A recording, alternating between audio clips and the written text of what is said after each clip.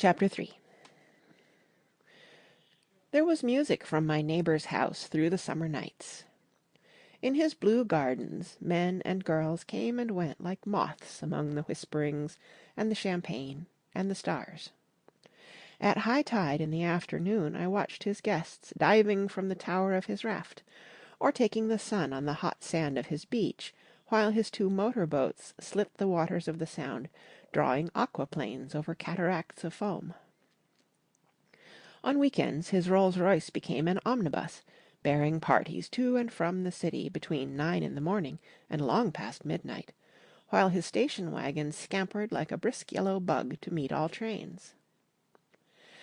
And on Mondays 8 servants, including an extra gardener, toiled all day with mops and scrubbing brushes and hammers and garden shears, repairing the ravages of the night before. Every Friday 5 crates of oranges and lemons arrived from a fruiterer in New York. Every Monday those same oranges and lemons left his back door in a pyramid of pulpless halves. There was a machine in the kitchen which could extract the juice of 200 oranges in half an hour, if a little button was pressed 200 times by a butler's thumb. At least once a fortnight a corps of caterers came down with several hundred feet of canvas and enough coloured lights to make a Christmas tree of Gatsby's enormous garden. On buffet tables, garnished with glistening hors d'oeuvres, spiced baked hams crowded against salads of harlequin designs, and pastry pigs, and turkeys bewitched to a dark gold. In the main hall a bar with a real brass rail was set up, and stocked with gins and liquors, and with cordials so long forgotten that most of his female guests were too young to know one from another. By 7 o'clock the orchestra has arrived. No thin 5-piece affair, but a whole pit full of oboes and trombones and saxophones and viols and cornets and piccolos, and low and high drums. The last swimmers have come in from the beach now, and are dressing upstairs. The cars from New York are parked 5 deep in the drive, and already the halls and salons and verandas are gaudy with primary colours, and hair shorn in strange new ways, and shawls beyond the dreams of Castile. The bar is in full swing, and floating rounds of cocktails permeate the garden outside, until the air is alive with chatter and laughter, and casual innuendo, and introductions forgotten on the spot, and enthusiastic meetings between women who never knew each other's names. The lights grow brighter as the earth lurches away from the sun, and now the orchestra is playing yellow cocktail music, and the opera of voices pitches a key higher. Laughter is easier minute by minute, spilled with prodigality, tipped out at a cheerful word. The groups change more swiftly, swell with new arrivals, dissolve and form in the same breath. Already there are wanderers, confident girls who weave here and there among the stouter and more stable, become for a sharp, joyous moment the centre of a group, and then, excited with triumph, glide on through the sea change of faces and voices and colour, under the constantly changing light. Suddenly one of the gypsies, in trembling opal, seizes a cocktail out of the air, dumps it down for courage, and, moving her hands like Frisco, dances out alone on the canvas platform. A momentary hush. The orchestra leader varies his rhythm obligingly for her, and there is a burst of chatter as the erroneous news goes round that she is Gilda Gray's understudy from the Follies. The party has begun. I believe that on the first night I went to Gatsby's house I was one of the few guests who had actually been invited. People were not invited, they went there. They got into automobiles which bore them out to Long Island, and somehow they ended up at Gatsby's door. Once there, they were introduced by somebody who knew Gatsby, and after that they conducted themselves according to the rules of behaviour associated with amusement parks. Sometimes they came and went without having met Gatsby at all, came for the party with a simplicity of heart that was its own ticket of admission. I had actually been invited. A chauffeur in a uniform of robin's egg blue crossed my lawn early that Saturday morning with a surprisingly formal note from his employer. The honor would be entirely Gatsby's, it said, if I would attend his little party that night. He had seen me several times, and had intended to call on me long before, but a peculiar combination of circumstances had prevented it. Signed, J. Gatsby, in a majestic hand. Dressed up in white flannels, I went over to his lawn a little after 7, and wandered around rather ill at ease among swirls and eddies of people I didn't know, though here and there was a face I had noticed on the commuting train. I was immediately struck by the number of young Englishmen dotted about, all well dressed, all looking a little hungry, and all talking in low, earnest voices to solid and prosperous Americans. I was sure that they were selling something, bonds or insurance or automobiles. They were at least agonizingly aware of the easy money in the vicinity, and convinced that it was theirs for a few words in the right key. As soon as I arrived, I made an attempt to find my host, but the 2 or 3 people of whom I asked his whereabouts stared at me in such an amazed way, and denied so vehemently any knowledge of his movements, that I slunk off in the direction of the cocktail table, the only place in the garden where a single man could linger without looking purposeless and alone. I was on my way to get roaring drunk from sheer embarrassment, when Jordan Baker came out of the house, and stood at the head of the marble steps, leaning a little backward, and looking with contemptuous interest down into the garden. Welcome or not, I found it necessary to attach myself to someone before I should begin to address cordial remarks to the passers-by. "Hello!" I roared, advancing toward her. My voice seemed unnaturally loud across the garden. "I thought you might be here," she responded absently as I came up. "I remembered you lived next door to—" She held my hand impersonally, as a promise that she'd take care of me in a minute, and gave ear to 2 girls in twin yellow dresses, who stopped at the foot of the steps. "Hello!" they cried together. "Sorry you didn't win." That was for the golf tournament. She had lost in the finals the week before. "You don't know who we are," said one of the girls in yellow, "but we met you here about a month ago." "You've dyed your hair since then," remarked Jordan, and I started, but the girls had moved casually on, and her remark was addressed to the premature moon, produced like the supper, no doubt, out of a caterer's basket. With Jordan's slender golden arm resting in mine, we descended the steps and sauntered about the garden. A tray of cocktails floated at us through the twilight, and we sat down at a table with the 2 girls in yellow and 3 men, each one introduced to us as Mr. Mumble. "Do you come to these parties often?" inquired Jordan of the girl beside her. "The last one was the one I met you at," answered the girl, in an alert, confident voice. She turned to her companion. "Wasn't it for you, Lucille?" It was for Lucille, too. "I like to come," Lucille said. "I never care what I do, so I always have a good time. When I was here last I tore my gown on a chair, and he asked me my name and address. Inside of a week I got a package from Crorier's with a new evening gown in it." "Did you keep it?" asked Jordan. "Sure I did. I was going to wear it tonight, but it was too big in the bust and had to be altered. It was gas blue with lavender beads. $265. "There's something funny about a fellow that'll do a thing like that," said the other girl eagerly. "He doesn't want any trouble with anybody." "Who doesn't?" I inquired. "Gatsby. Somebody told me—" The 2 girls and Jordan leaned together confidentially. "Somebody told me they thought he killed a man once." A thrill passed over all of us. The 3 Mr. Mumbles bent forward and listened eagerly. "I don't think it's so much that," argued Lucille skeptically. "It's more that he was a German spy during the war." One of the men nodded in confirmation. "I heard that from a man who knew all about him, grew up with him in Germany," he assured us positively. "Oh, no," said the first girl. "It couldn't be that. because he was in the American army during the war. As our credulity switched back to her, she leaned forward with enthusiasm. You look at him sometimes when he thinks nobody's looking at him. I'll bet he killed a man. She narrowed her eyes and shivered. Lucille shivered. We all turned and looked around for Gatsby.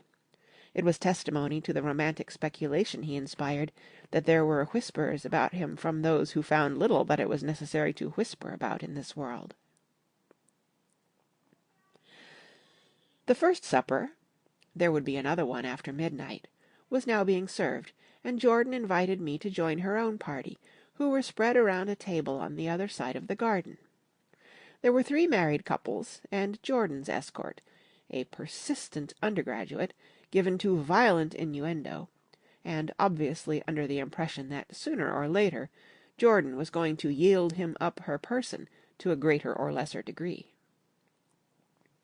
Instead of rambling, this party had preserved a dignified homogeneity, and assumed to itself the function of representing the staid nobility of the countryside. East Egg condescending to West Egg, and carefully on guard against its spectroscopic gaiety. "Let's get out," whispered Jordan, after a somehow wasteful and inappropriate half-hour. "This is much too polite for me."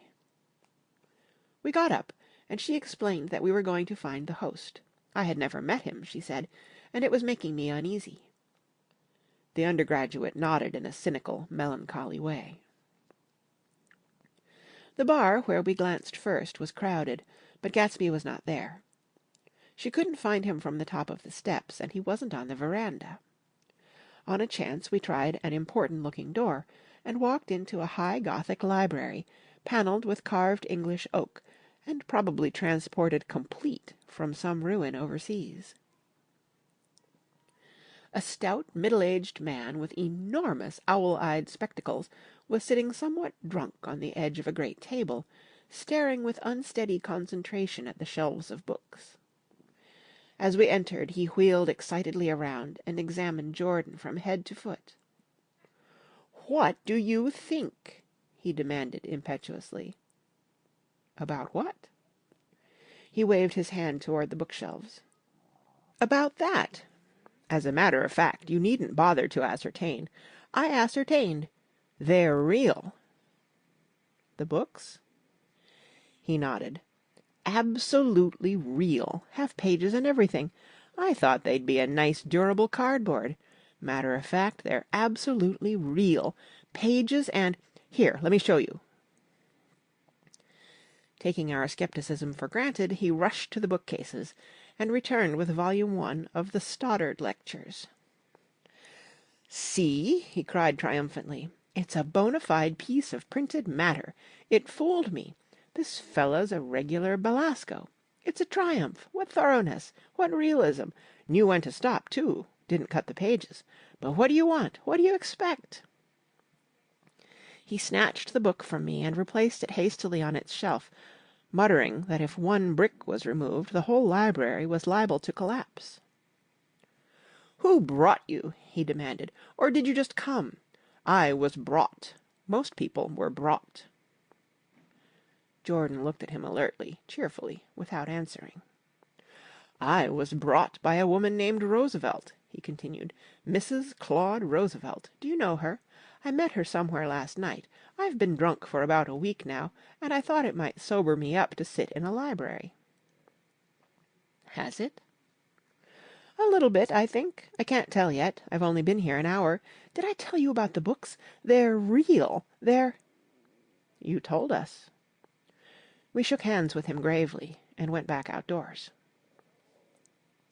There was dancing now on the canvas in the garden. Old men pushing young girls backward in eternal graceless circles, superior couples holding each other tortuously, fashionably, and keeping in the corners, and a great number of single girls dancing individualistically or relieving the orchestra for a moment of the burden of the banjo or the traps. By midnight the hilarity had increased. A celebrated tenor had sung in Italian, and a notorious contralto had sung in jazz, and between the numbers people were doing stunts all over the garden, while happy, vacuous bursts of laughter rose toward the summer sky. A pair of stage twins, who turned out to be the girls in yellow, did a baby act in costume, and champagne was served in glasses bigger than finger bowls. The moon had risen higher, and floating in the Sound was a triangle of silver scales, trembling a little to the stiff, tinny drip of the banjos on the lawn.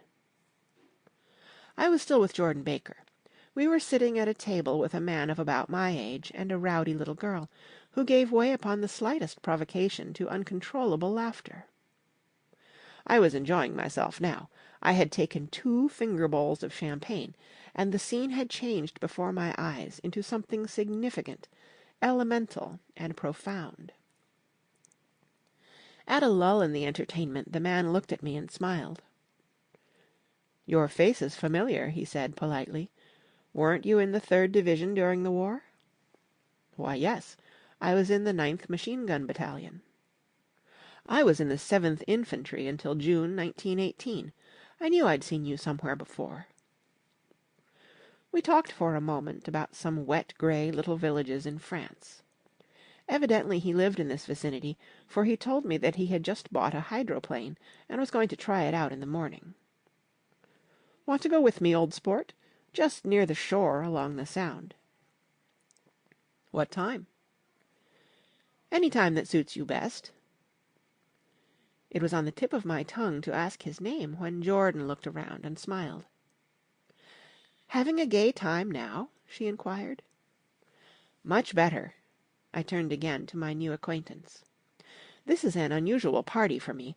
I haven't even seen the host. I live over there." I waved my hand at the invisible hedge in the distance. "And this man Gatsby sent over his chauffeur with an invitation." For a moment he looked at me as if he failed to understand.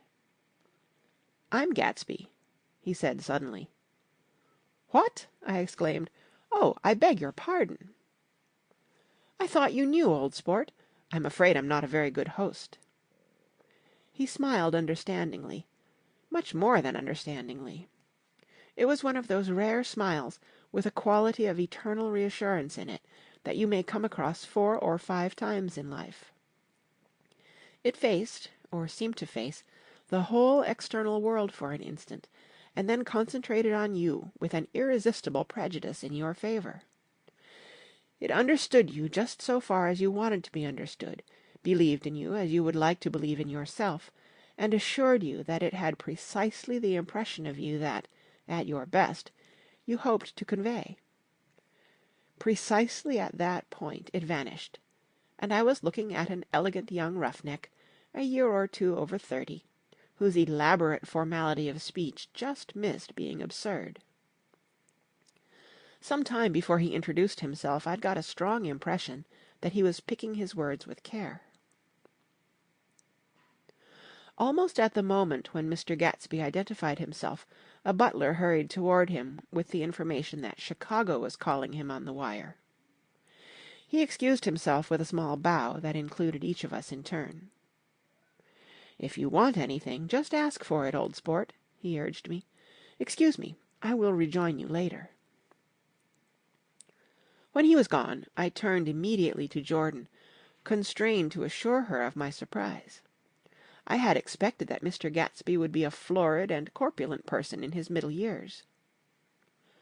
"Who is he?" I demanded. "Do you know?" "He's just a man named Gatsby." "Where's he from, I mean?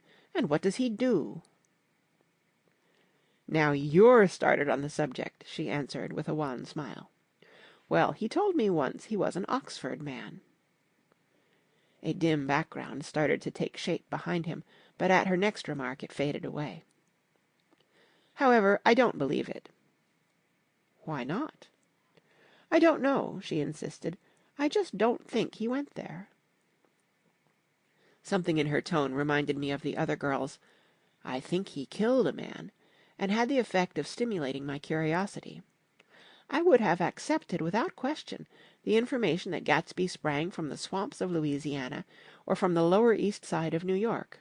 That was comprehensible. But young men didn't, at least in my provincial inexperience I believed they didn't, drift coolly out of nowhere and buy a palace on Long Island Sound.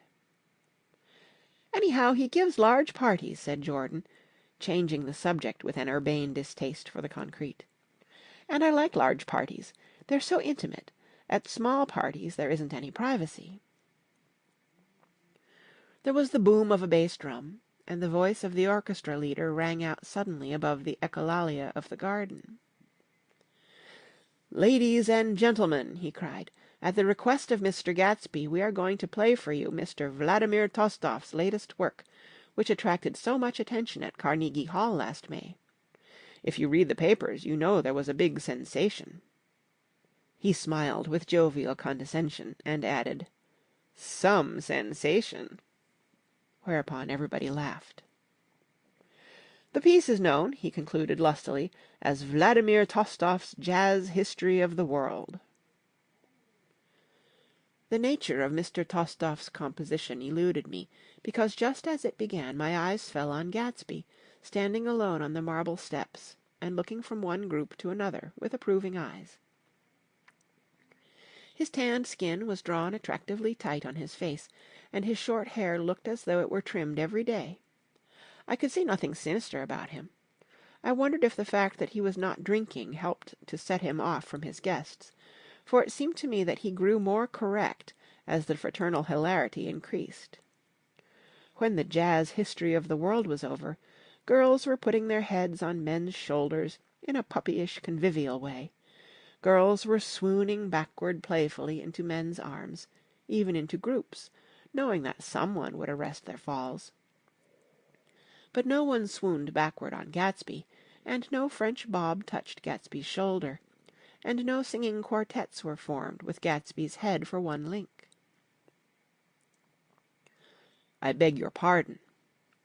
Gatsby's butler was suddenly standing beside us. "Miss Baker," he inquired, "I beg your pardon, but Mr. Gatsby would like to speak to you alone." "With me?" she exclaimed in surprise. "Yes, madam." She got up slowly, raising her eyebrows at me in astonishment, and followed the butler toward the house. I noticed that she wore her evening dress, all her dresses, like sports clothes. There was a jauntiness about her movements, as if she had first learned to walk upon golf-courses in clean, crisp mornings. I was alone, and it was almost 2. For some time confused and intriguing sounds had issued from a long, many-windowed room which overhung the terrace.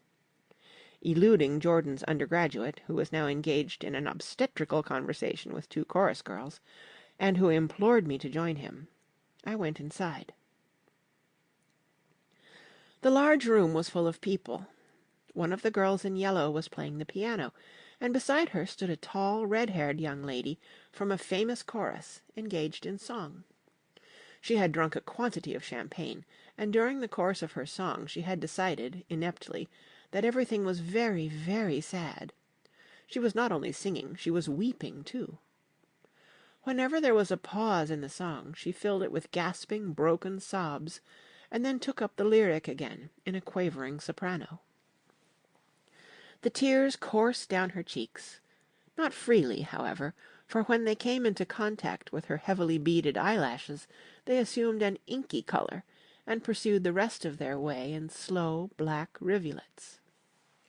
A humorous suggestion was made that she sing the notes on her face, whereupon she threw up her hands, sank into a chair, and went off into a deep, vinous sleep. "She had a fight with a man who says he's her husband," explained a girl at my elbow. I looked around. Most of the remaining women were now having fights with men said to be their husbands. Even Jordan's party, the quartet from East Egg, were rent asunder by dissension. One of the men was talking with curious intensity to a young actress, and his wife, after attempting to laugh at the situation in a dignified and indifferent way, broke down entirely and resorted to flank attacks, At intervals she appeared suddenly at his side like an angry diamond, and hissed, "You promised!" into his ear. The reluctance to go home was not confined to wayward men. The hall was at present occupied by two deplorably sober men and their highly indignant wives. The wives were sympathizing with each other in slightly raised voices. "Whenever he sees I'm having a good time, he wants to go home." "Never heard anything so selfish in my life." "We're always the first ones to leave." "So are we." "Well, we're almost the last tonight," said one of the men sheepishly. "The orchestra left half an hour ago." In spite of the wives' agreement that such malevolence was beyond credibility, the dispute ended in a short struggle, and both wives were lifted, kicking, into the night. As I waited for my hat in the hall, the door of the library opened, and Jordan Baker and Gatsby came out together. He was saying some last word to her, but the eagerness in his manner tightened abruptly into formality as several people approached him to say good-bye. Jordan's party were calling impatiently to her from the porch, but she lingered for a moment to shake hands. "I've just heard the most amazing thing," she whispered. "How long were we in there?" "Why, about an hour." "It was simply amazing," she repeated abstractedly. "But I swore I wouldn't tell it, and here I am tantalizing you." She yawned gracefully in my face. "Please come and see me. Phone book. Under the name of Mrs. Sigourney Howard, my aunt." She was hurrying off as she talked. Her brown hand waved a jaunty salute as she melted into her party at the door. Rather ashamed that on my first appearance I had stayed so late, I joined the last of Gatsby's guests, who were clustered around him. I wanted to explain that I'd hunted for him early in the evening, and to apologize for not having known him in the garden. "Don't mention it," he enjoined me eagerly. "Don't give it another thought, old sport." The familiar expression held no more familiarity than the hand which reassuringly brushed my shoulder. "And don't forget we're going up in the hydroplane tomorrow morning at 9 o'clock." Then the butler, behind his shoulder. "Philadelphia wants you on the phone, sir." "All right, in a minute. Tell them I'll be right there. Good night." "Good night." "Good night." He smiled, and suddenly there seemed to be a pleasant significance in having been among the last to go, as if he had desired it all the time. "Good night, old sport. Good night." But as I walked down the steps I saw that the evening was not quite over. 50 feet from the door a dozen headlights illuminated a bizarre and tumultuous scene. In the ditch beside the road, right side up but violently shorn of one wheel, rested a new coupe which had left Gatsby's drive not 2 minutes before. The sharp jut of a wall accounted for the detachment of the wheel, which was now getting considerable attention from half a dozen curious chauffeurs. However, as they had left their cars blocking the road, a harsh, discordant din from those in the rear had been audible for some time, and added to the already violent confusion of the scene. A man in a long duster had dismounted from the wreck, and now stood in the middle of the road, looking from the car to the tire, and from the tire to the observers, in a pleasant, puzzled way. "See," he explained, "it went in the ditch."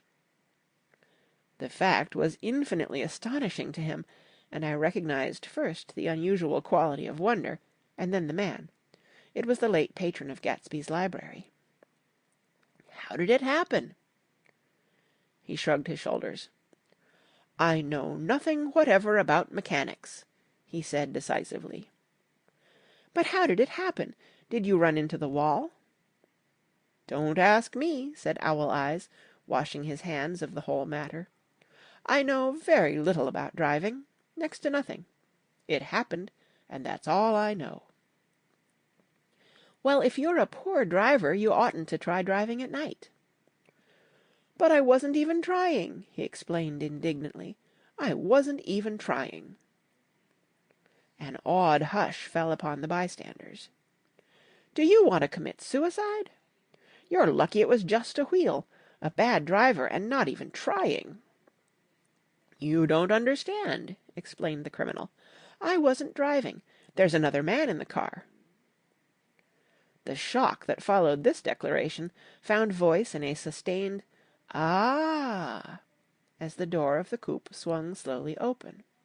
The crowd, it was now a crowd, stepped back involuntarily, and when the door had opened wide, there was a ghostly pause. Then, very gradually, part by part, a pale, dangling individual stepped out of the wreck, pawing tentatively at the ground with a large, uncertain dancing shoe. Blinded by the glare of the headlights and confused by the incessant groaning of the horns, the apparition stood swaying for a moment before he perceived the man in the duster. "What's the matter?" he inquired calmly. "Did we run out of gas?" "Look!" Half a dozen fingers pointed at the amputated wheel. He stared at it for a moment, and then looked upward, as though he suspected that it had dropped from the sky. "It came off," someone explained. He nodded. "At first I didn't notice we'd stopped." A pause. Then, taking a long breath and straightening his shoulders, he remarked in a determined voice, "Wonder if tell me where there's a gasoline station."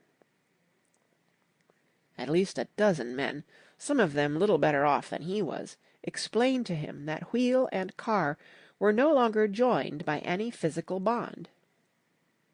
"Back out," he suggested after a moment. "Put her in reverse." "But the wheel's off."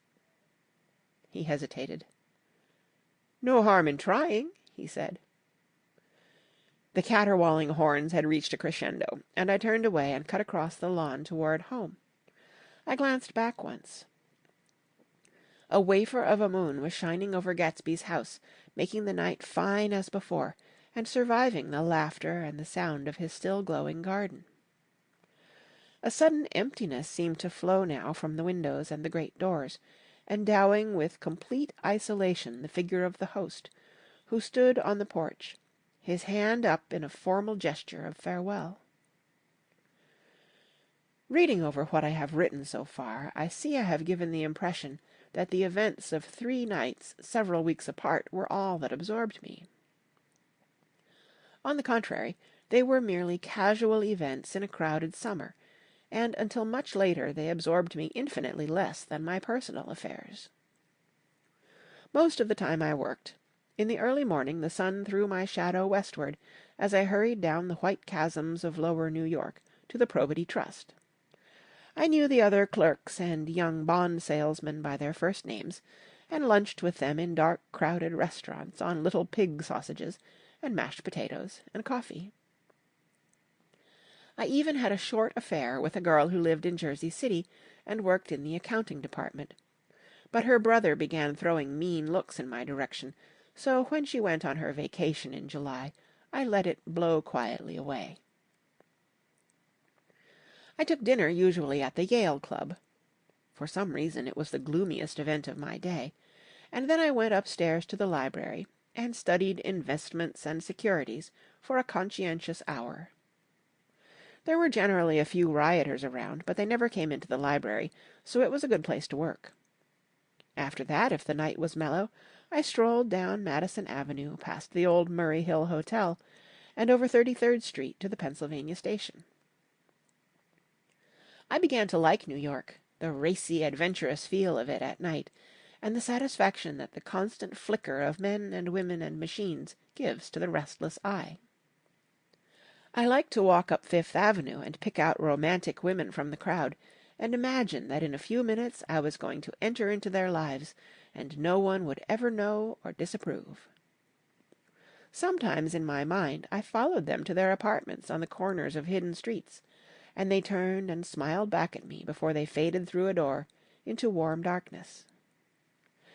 At the enchanted metropolitan twilight I felt a haunting loneliness sometimes, and felt it in others, poor young clerks who loitered in front of windows, waiting until it was time for a solitary restaurant dinner, young clerks in the dusk, wasting the most poignant moments of night and life. Again at 8 o'clock, when the dark lanes of the 40s were 5 deep with throbbing taxicabs bound for the theatre district, I felt a sinking in my heart. Forms leaned together in the taxis as they waited, and voices sang, and there was laughter from unheard jokes, and lighted cigarettes outlined unintelligible gestures inside. Imagining that I too was hurrying toward gaiety and sharing their intimate excitement, I wished them well. For a while I lost sight of Jordan Baker, and then in midsummer I found her again. At first I was flattered to go places with her, because she was a golf champion, and everyone knew her name. Then it was something more. I wasn't actually in love, but I felt a sort of tender curiosity. The bored, haughty face that she turned to the world concealed something.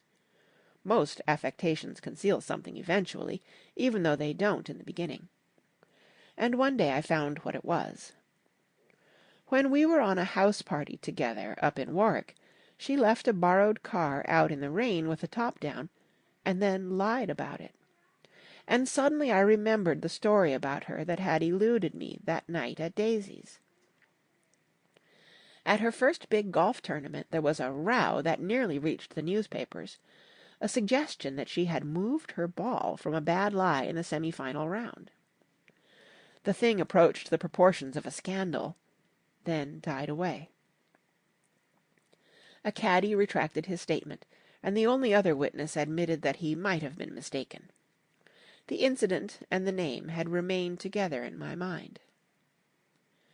Jordan Baker instinctively avoided clever, shrewd men, and now I saw that this was because she felt safer on a plane where any divergence from a code would be thought impossible. She was incurably dishonest. She wasn't able to endure being at a disadvantage, and, given this unwillingness, I suppose she had begun dealing in subterfuges when she was very young, in order to keep that cool, insolent smile turned to the world, and yet satisfied the demands of her hard, jaunty body. It made no difference to me.